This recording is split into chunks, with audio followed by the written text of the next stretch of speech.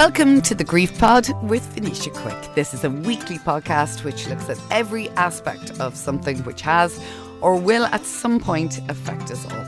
And that is grief. Whether you've lost a loved one or about to lose someone you know, or perhaps you're simply trying to help someone navigate their grief and don't know where to start or what to say, then perhaps this is the podcast for you.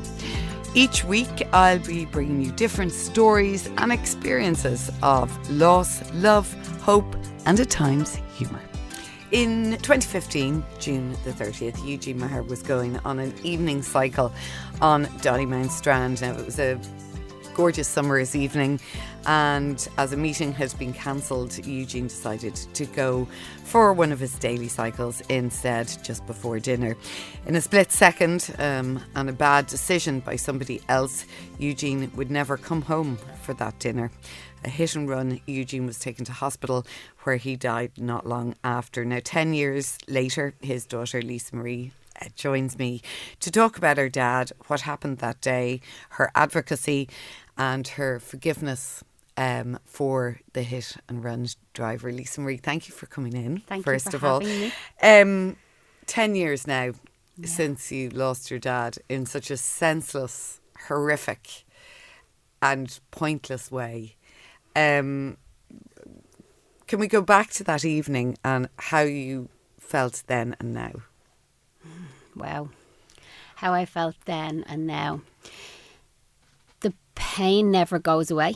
Mm-hmm. You get stronger. I think we all know that. Time is a healer. But the shock of that moment will never, ever leave me.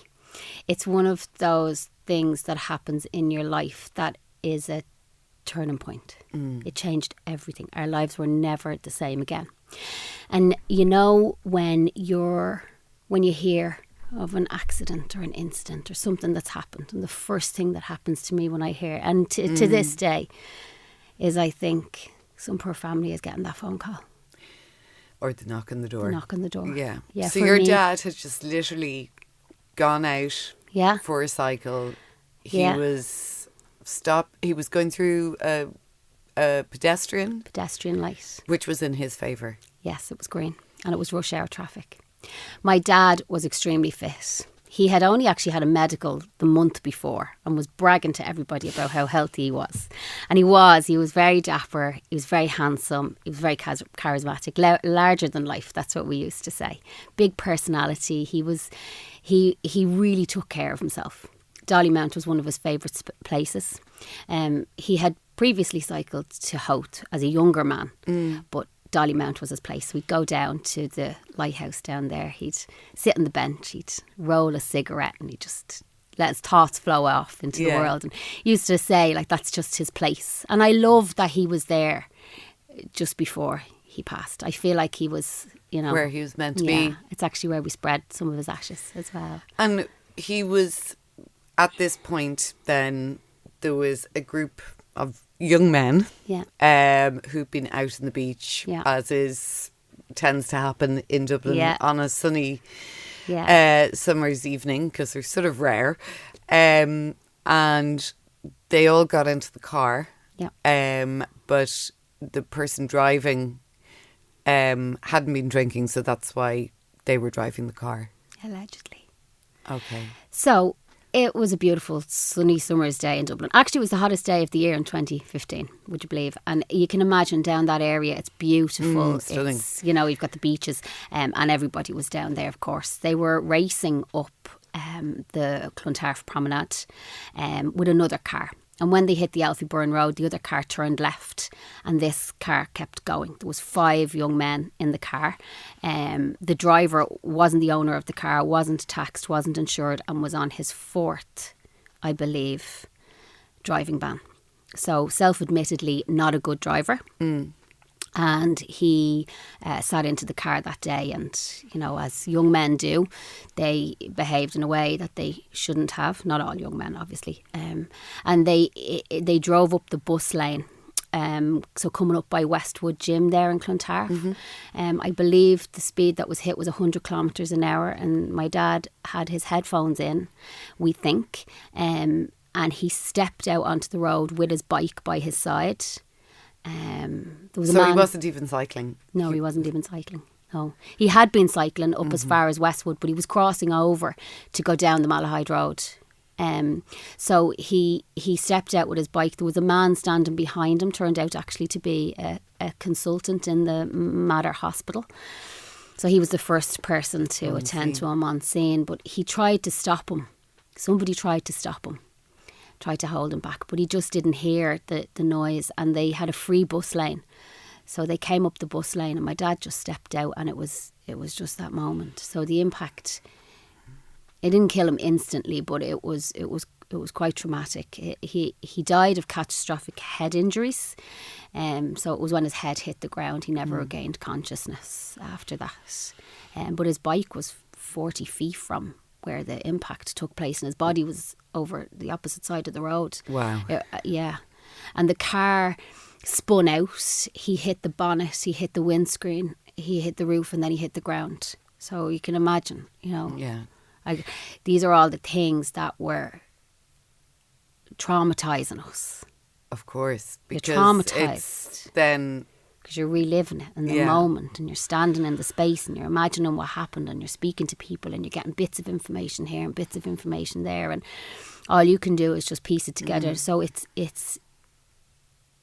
tears you apart from the inside out. It's mental and physical and emotional trauma all in one, because you think of the suffering, and all we wanted to know was, did he suffer? Did he know it was going to happen? Was he in pain? We've spoken to the ambulance crew that arrived. We've spoken to the first responders. We've spoken to people, reached out to us afterwards. It was rush hour traffic. The train had just emptied in Clontarf Station. And that's right beside the Dart station. Yeah. So there's a lot of people Buses around. were passing by. The traffic was back to back on both sides of the road. Hundreds of people saw it. And in turn, the trauma as well for them to have witnessed such a thing. Yeah, we've spoken to a lot of them who've reached out over the years. It's impacted them horrifically Massively. to see something like that. And your mum then gets the call. Yeah, so actually this is quite interesting. My dad had set up, he was way ahead of his time. My dad was in technology, so he was big into gizmos and gadgets, as we'd say. And he had set up on his iPhone emergency contact. Even I at the time didn't know what that it was, but it's when somebody can go in, a first responder or a doctor or whoever can go into your phone and can actually contact whoever you've set as your emergency contact. So my mum's at home with my dad's dinner on the table, and she's waiting and she's saying, where is he? Like, he's usually home. So she rang him and he didn't answer, didn't think much of it. He's cycling, he wouldn't answer his phone. And next of all, the phone rang and she answered and she says, where are you? Your dinner's getting cold. And the man on the other end of the phone said, is this Marie? I have Eugene's phone. He's just been clipped off his bike. You wouldn't mind making your way up to Beaumont Hospital. Very calm, very collected. So much so that she didn't even, I think maybe instinct, shock, something kicked in. She just kept so calm, and it was 7:20 and she rang me and she said, Lisa, your dad's been knocked down. You wouldn't make your way to Beaumont Hospital, but I don't know what it was. I just knew. She was so calm. She was so calm, but it was something. I'll never forget driving across that M50 and I was in the car and I just knew. I don't know, instinctively, I just knew. And then it's even, I suppose, in one way you arrive and you've got this sort of, oh, well, he is going to be okay. And then you were met with the news officially, despite your instinct, that it wasn't going to be okay. No. So we got to the hospital, my brother and my mum were there. And a man standing beside us jokingly said, I don't think he realised, but he said, if it's down here, it's usually not that great news. And we started laughing because we were like, knowing my dad now, he'll come out with a broken arm and a bashed up elbow or something. And Mum was joking, saying, I'll be nursing him now for the next 2 months on this. But still, you're making jest because you don't have any information at that point. But it's the sort of nervous humour or the gallows humour that you just sort of... Yeah, exactly. But it's that room. They brought us into a room, a box room. Yeah. I can categorically tell you I've never left that room. That room haunts me. Yeah, I've been in that room, and when you're in that room, you know that You just know. those are the four walls that live in part of you forever. A piece of me will never leave that room. I'll never forget it as long as I live. They came in and there was a nurse and 2 doctors, and the exact words, word for word words, "We're very sorry. There's nothing more that we can do." They haunt me, those words. My brother stayed calm. He just, I think, went into shock. I think my mum she just started to cry, and I just screamed and screamed, and the nurses came over, and I was just trying to push away. I was trying to explain to them that no, my dad's really strong. He really fit. Like, he doesn't. No matter what you tell me, He will be fine. He'll be fine. Yeah. But yeah, that was. And he passed away then. So they said initially 24 hours that he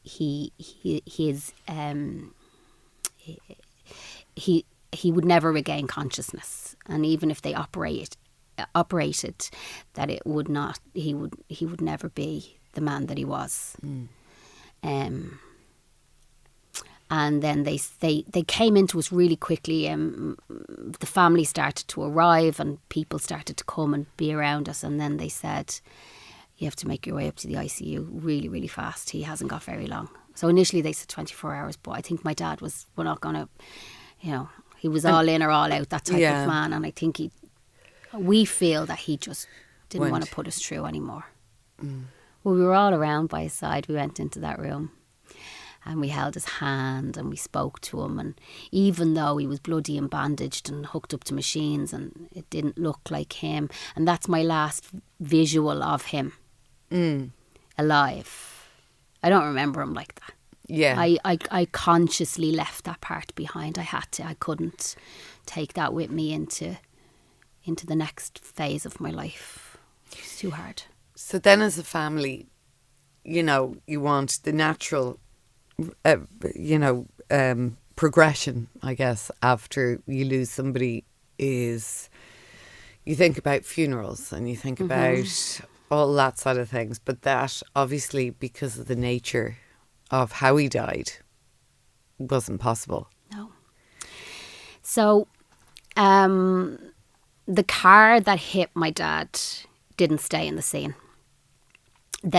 Somebody jumped out of the back seat, and then he was pulled back into the car, and the car took off. It was abandoned not far down in Marino. The windscreen was completely smashed. They couldn't see out the window of the car, so they had no choice but to abandon the car. They abandoned the car. They got on a bus on Griffith Avenue, and they made their way into town, and they all went their own separate ways once they got into town. Obviously, this is all based on evidence and CCTV and all that kind of stuff. And it's been reported. It's been reported in the papers, etc. So, but at the point in time when we were in the hospital, we arrived at the hospital. All we knew that Dad had been knocked off his bike. We didn't know anything about what had happened. But there was police in the hospital. And we were like, I wonder why the police are here. Didn't think it was for us, but it was. And one of the policemen came into the room that I happened to be sitting in on my own after we were told about my dad. And he told me it was a hit and run. I mean, that was like a dagger. I just couldn't believe that anyone would do that. Yeah, I felt like this is not happening. It was already surreal enough, but now I felt like I didn't know what to do. I didn't even know how to tell my mum this. Mum wasn't really she wasn't really taking it all in at this stage. She just needed time. So, the next we knew about it was on the news. So they had put it out into the news that they were looking for, suspects, anyone with any information, etc., etc. And then the journalists were at our door the next morning. Wow. So you've all this on top of... Yeah.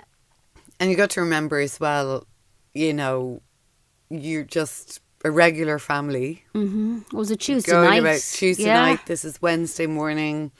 you know, media-wise, it's not part of your day-to-day. No, this was to definitely not suddenly part of have the plan. this focus on you Yeah. when all you can think about in Yeah. your blur is that your dad's just been killed, and now it's all the suspects and Yeah.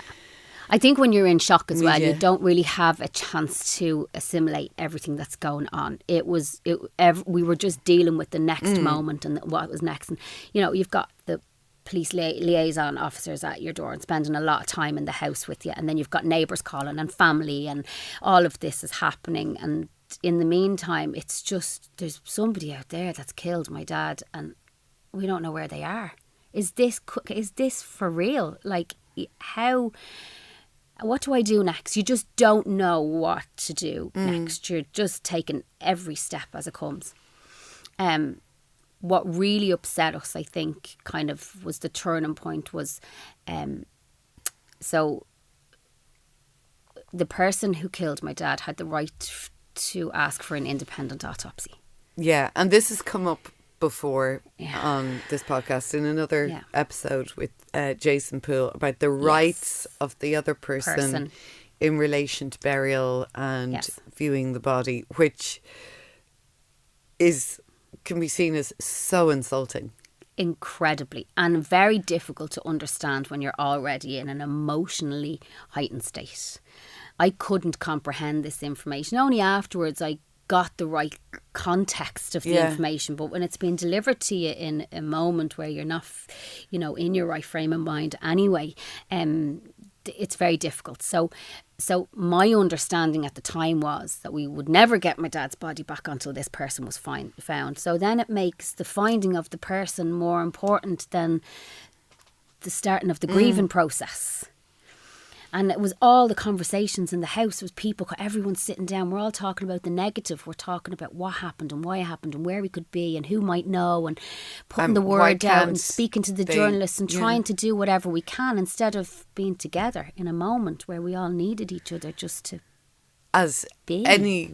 any other situation you would be. Yeah.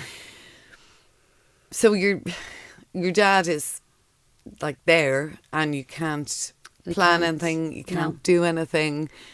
No. You know, Dublin is very small.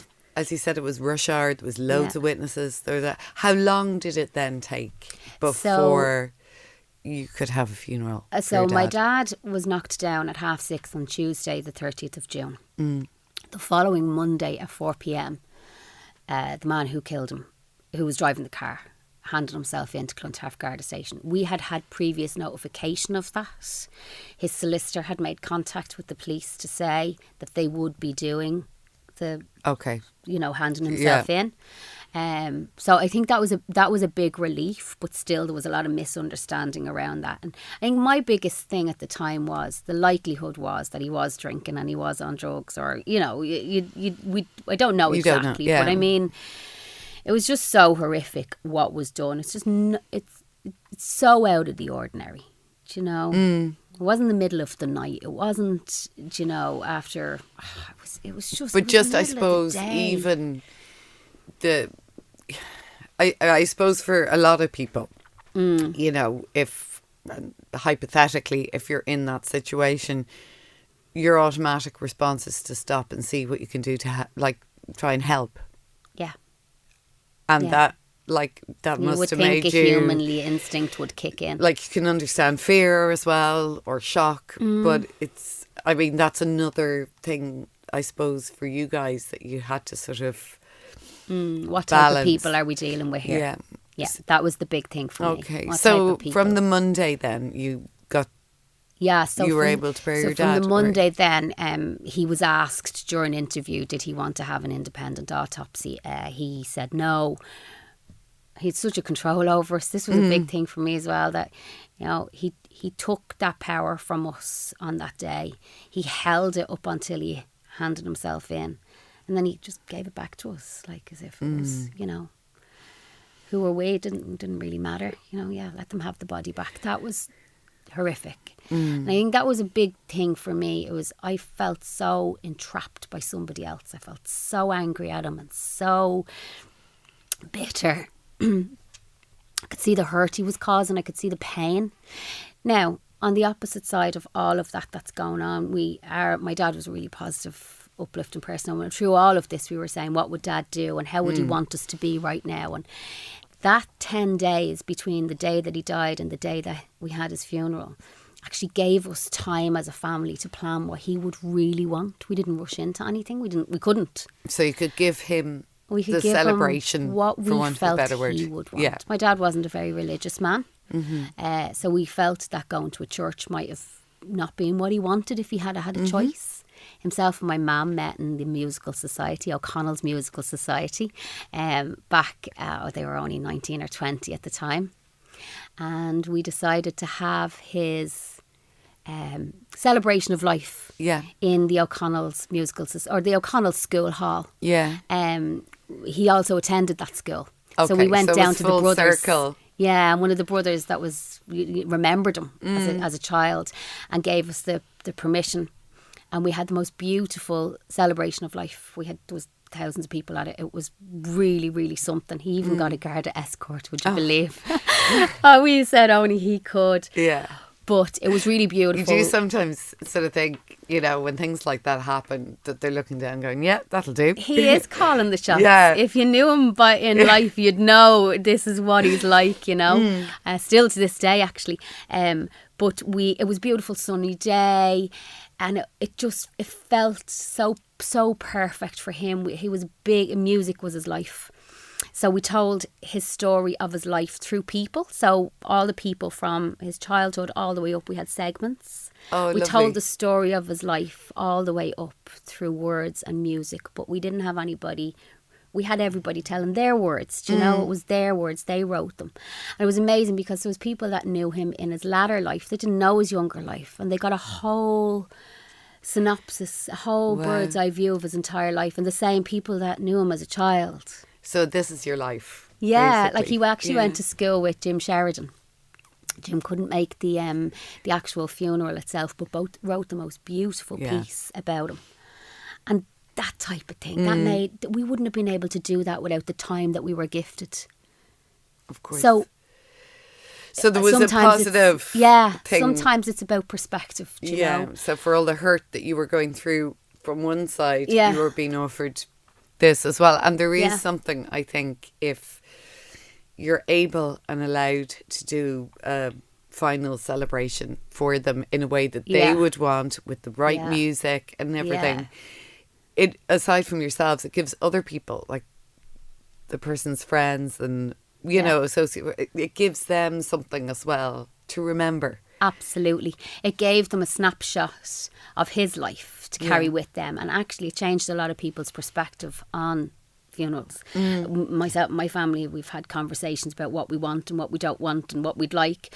It's opened up that dialogue which is important. Of course. My dad was a healthy 62-year-old man. He only looked 10 years younger, and he never thought that was going to be as you just never know. So it's future proofing, I suppose, what you want. Going into the future, I guess then after the funeral, there had to be a court case, which any sort of that process is stressful, it's time consuming, and you can't really think outside of it. It's all encompassing. Yeah. What was that like? Was that like reliving the whole thing all over again? Yeah, this was this part coupled with grief was the worst part of it all. You're being fed information you don't know whether it's the complete information, you're piecing things together. He pled guilty, which for us was great because it saved a trial, but we also never got to see the book of evidence, and we never got any of the context surrounding really what happened. We got what the police wanted to share with us, or maybe could. But there was so many unanswered questions. There really was. Which is frustrating. Really frustrating. And you're searching for answers, so you're starting to, you can put 2 and 2 together and get 5 sometimes, and that's even worse because you're trying to make sense of things that don't make sense. So the court case was for the 24th of June. Actually, I was pregnant on my 3rd baby. Wow. My little boy, Ollie. And when I went to get a scan on him, they said to me, and there's no way I planned this. You couldn't have planned it if you tried. But his due date was the 30th of June 2016. And in fact, he was born on his due date. So he was born 1 year to the day of my dad's anniversary. Wow. Yeah. Yeah. And my dad was quite a regimental man. He comes from a family of prison governors and police. So he used to get up at 5 o'clock every morning. I mean, he was like Sergeant Major, and he'd be banging around and he'd be knocking on the doors. And Ollie was born at 5 on the 30th of June 2016, which was a year to the day, to the moment exactly that my dad would have got up out of bed for the last time. There is a weird thing through everybody I've talked to, the parallels with dates and the significance of dates. Dates are so powerful. And that's something, and you might know it at the time either, but that something is happening on a date that's going to become very significant. Oh, very significant. And it's actually the halfway point of the year. It's a turning point. It's, it's an important date. But the reason that I mentioned that is the court case was on the 24th of June 2016. So I was 7 days off having a baby. So I'll never forget that one. The stress levels were just incomprehensible because this was all new to us, of course. So we're in the criminal courts of justice. You're trying desperately to hear what the barristers are saying and understand it as well sometimes. Oh, so it's the first time you're in a room with this person. I've seen photographs of him. I knew ish who he was. But I'm in a room sitting with his family to my right, and him in a dock, and I'm.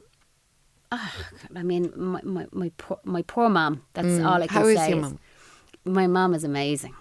Because they had a business together as well. Yes. So my mum and dad ran their own business together since 1982. Maybe actually before that. But I know they started the home audio and video in 1982. My mum also had a flower shop. So her flower shop was at the front and the offices for their consumer electronics business was at the back. So they ran them kind of in tandem together. Yeah, they were really close. They were genuinely best friends, and they were so active. They go away together. They go out every weekend. They were always going here. They'd so many friends. Really social couple. Really, just they were a vibe. Yeah, they really were. I really worried about my mum at the start, but I also know how strong she is. I mean, there's very few people can go through what she's been through in her life. Wow. And be where she is today. You got an initial outcome, or initial result, then that went, you got 2.5 years. Yeah, so I think it was 4 years, but then mitigating circumstances brought it down to 2.5 years. And then we were kind of told by our solicitor, actually, you'd be lucky to serve a year and a half by the time he goes in. And so that was really upsetting for us because you feel, okay, look, he pleaded guilty and he went to prison. But I mean, it is a slap on the wrist, really, isn't it, for taking a life. For taking a life the way that it was taken. It was brutal. I was learning at the time about the difference between careless driving causing death and dangerous driving causing death, and then the maximum sentences and how they come to their terms. And I mean, it makes sense, but it doesn't make sense. Yeah, but isn't it interesting as well in that time how when something like this happens, you deep dive into everything and you become almost an expert on all the different nuances and everything. Yeah, as well. That was me. I was trying to learn the law and spin it my way because I couldn't understand why it wasn't manslaughter at the time, because I felt it was very deliberate. Somebody was going to get very badly hurt that day. I know he didn't set out to kill my dad, but you don't behave like the way that they behaved and not expect to have consequences of your actions. And you also don't behave that way unless there's some sort of influence. That's just my belief. I genuinely believe that, and I have that in my heart and soul. I do genuinely believe that there was no corpus mentis there at that particular point in time. You need to be punished for that.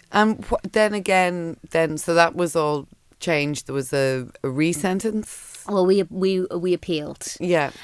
So the appeal then took. He went to prison. Yeah. And the appeal then took till the following January, where a 3-judge appeal court increased the sentence to, I think it was 6 years, to serve 3.5 or something like that. He ended up serving 2.5 years.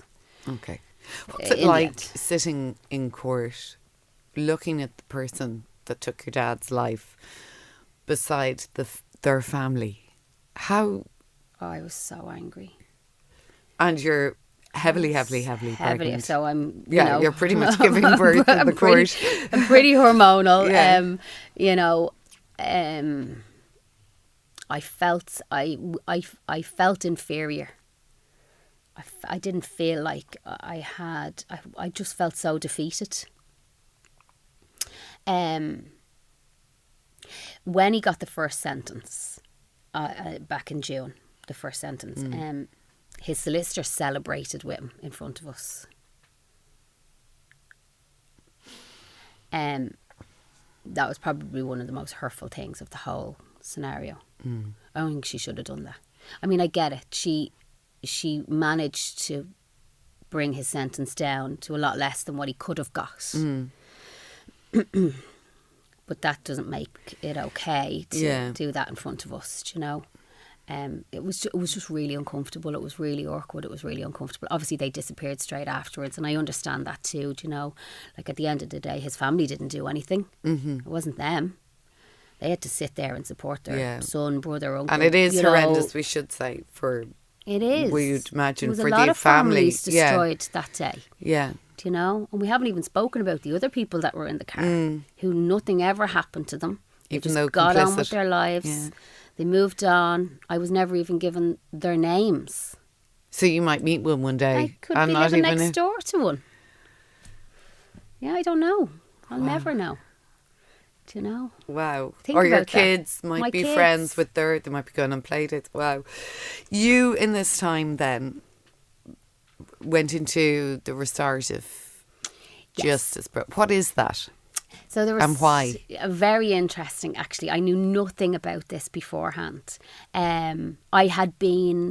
I felt a lot of my healing was coming from speaking. I just needed to talk about my dad. To anyone who would listen, I'm sure people were going, oh my God. And you have advocated a lot with the RSA. And the Irish Road Victims Association. And I just leaned in on that. I just felt so much comfort. I felt heard. I felt seen. I felt validated. I felt surrounded by people who had been on this journey before. I felt I could ask questions and I felt I was part of a community. It's not for everybody.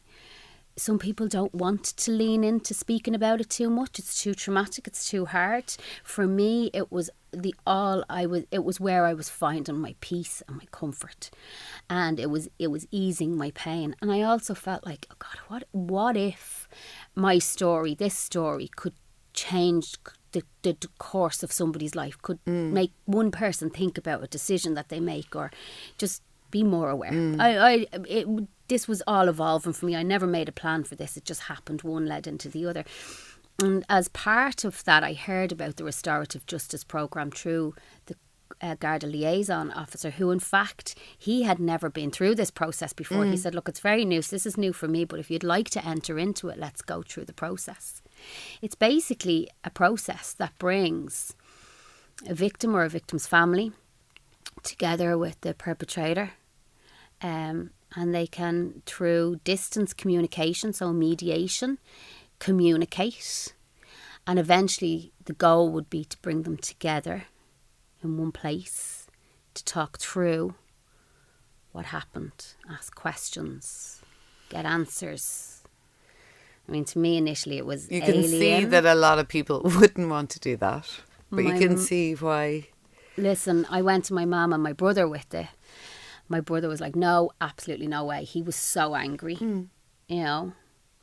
My mum just couldn't understand why I was even thinking this way initially.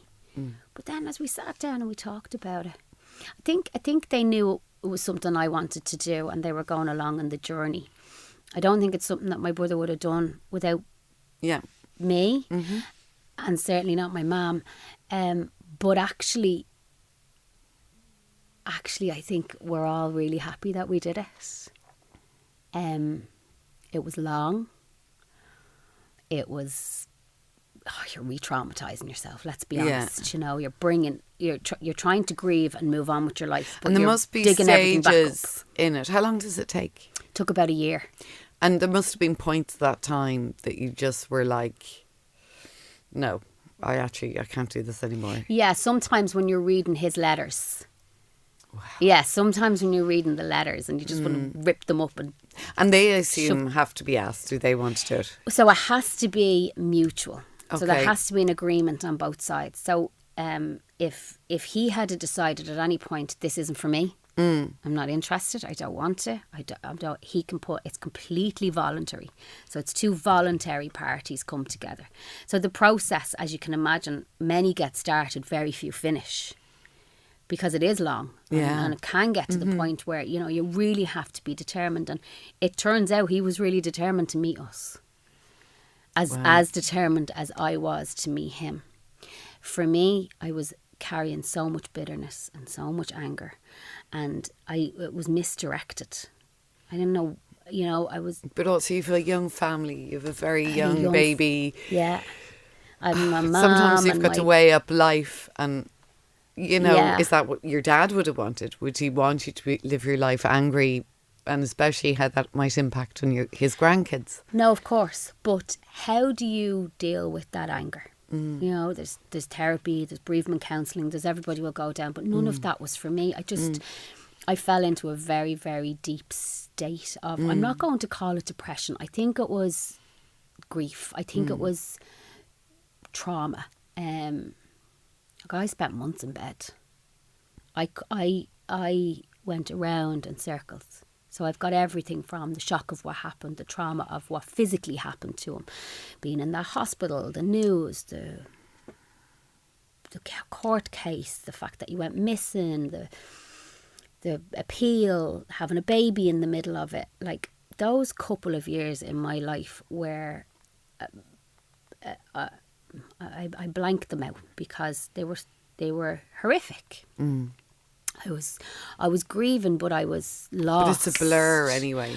I was so lost, and I couldn't find my way. And I had these little babies, and I had all of the great things in my life, but I was so lost, and I was lost in anger, and terror, and bitterness, and worry and fear, and I don't think I was actually even grieving properly. I don't think I just couldn't make peace with it all.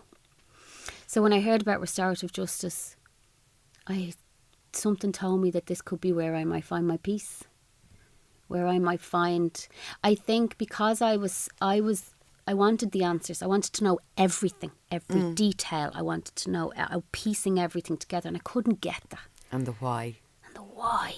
What were you thinking? And was this and was that? And I got my answers.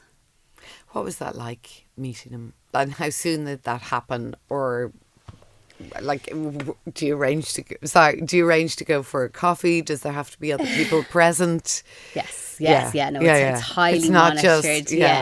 So the team, they were amazing from Restorative Justice. They're a government-funded body, an agency that they do this. There's studies. Now don't quote me on these now, but there is studies done on the likelihood of somebody who makes it through the whole restorative justice process, lowering their rate of reoffending. Wow, which ultimately is what you want, because you're advocating again. Yeah. So this for me was like, oh my God, you know, I can tick a lot of boxes here. I can make peace with this. I can get my answers. I can tell this person how I really feel on a human level, not through, you know, a screen in a court, you know, my victim impact statement in a court. And I was like, imagine he was able to turn his life around.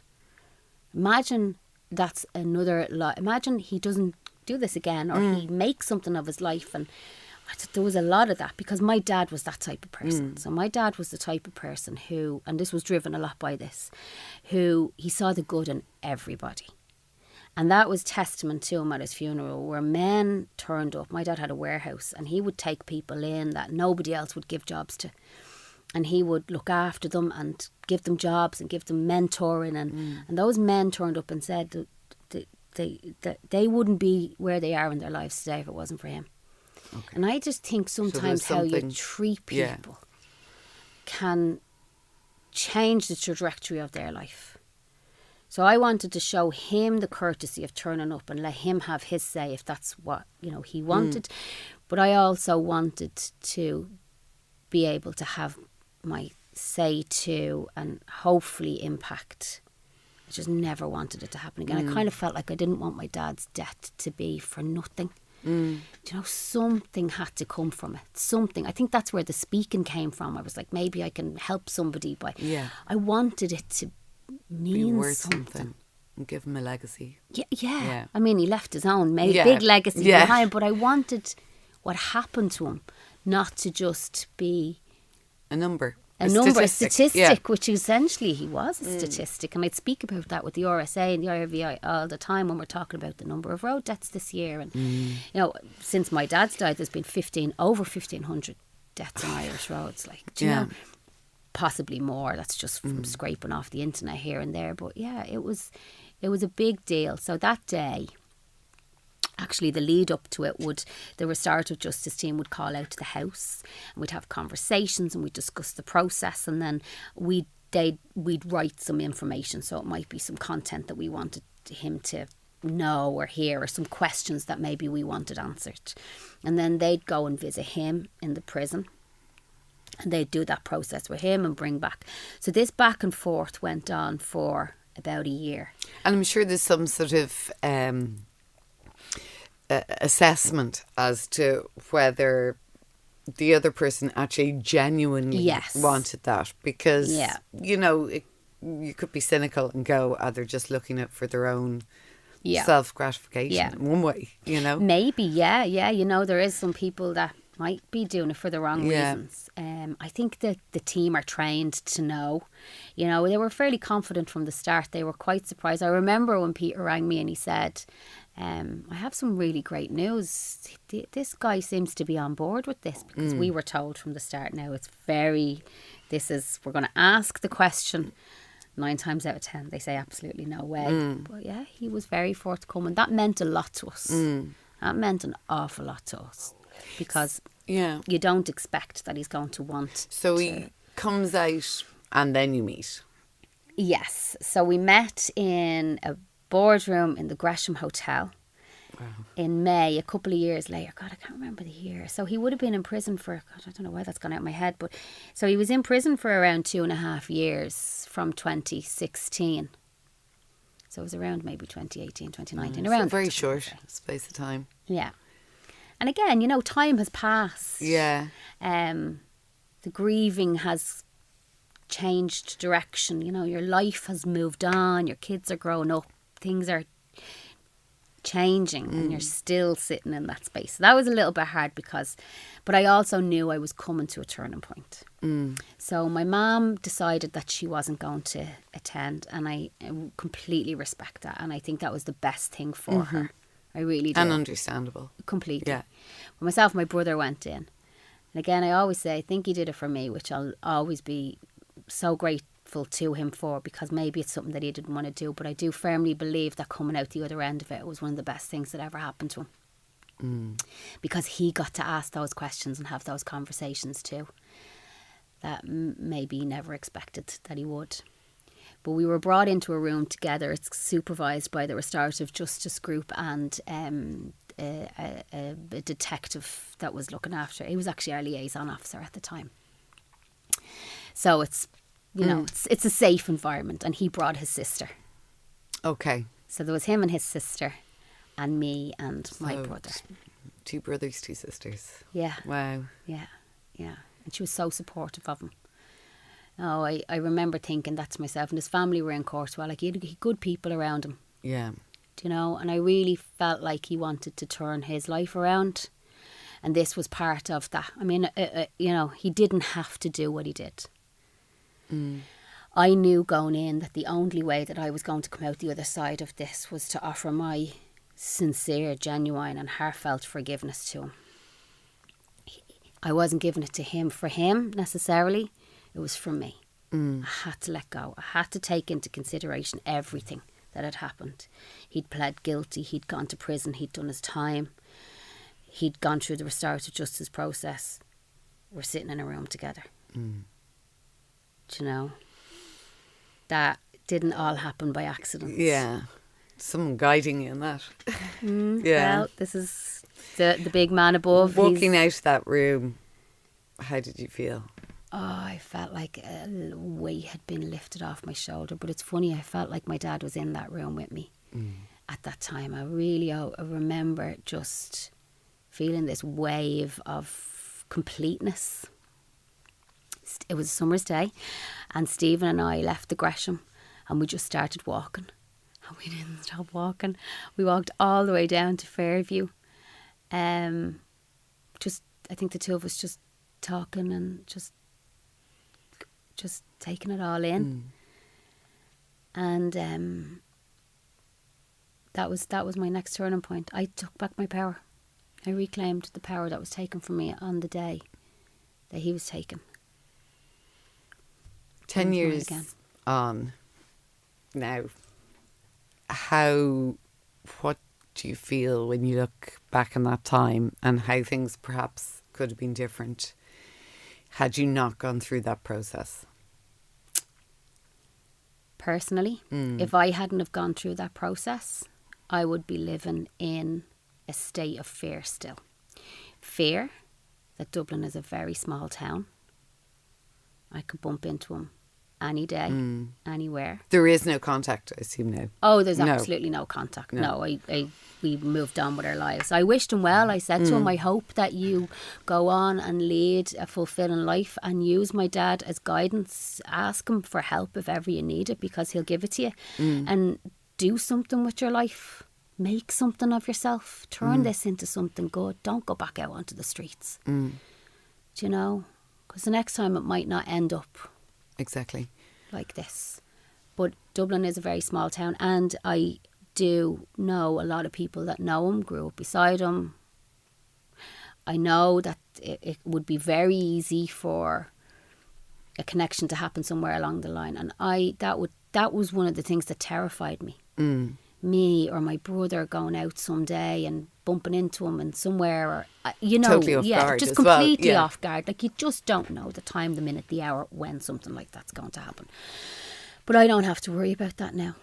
I genuinely, if I walked by him on the street, I'm not going to stop and say hello. We're not friends. But I've made peace with it. I can walk by and I can nod my head and I can move on.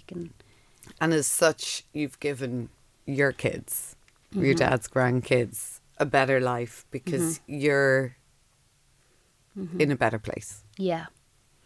I think the power of forgiveness shouldn't be underestimated. I think that it's something that we control but we don't use very often. It gives you peace, inner peace. It's not for anybody else. It's to settle your own calmness inside. And when I say to the kids, they don't know the full story. I mean, the older ones, they need to be a bit older, I think, to really comprehend it. But it's a value that I have in the house. You know, we listen to each other, we allow each other time, and we forgive. You know, and we move on. I think that's also impacted everyone around me as well. You know, I'm not sure that everybody has necessarily forgiven him. And what I will say is that there's people close to us that didn't necessarily agree with what I was doing. Yeah. I get that. People sometimes are not ready to let go of anger and fear and hatred because that's all they know. And people around me didn't necessarily agree with the process, but it was what I knew I needed to do. And it's an incredibly brave thing to do. Thank you so much. Thank you so much for having me. Thank you for listening to this episode of The Grief Pod with Venetia Quick. You can listen on SoundCloud or wherever you get your podcasts. We also have an online community on Facebook, The Grief Pod, or on Instagram @GriefPod Series.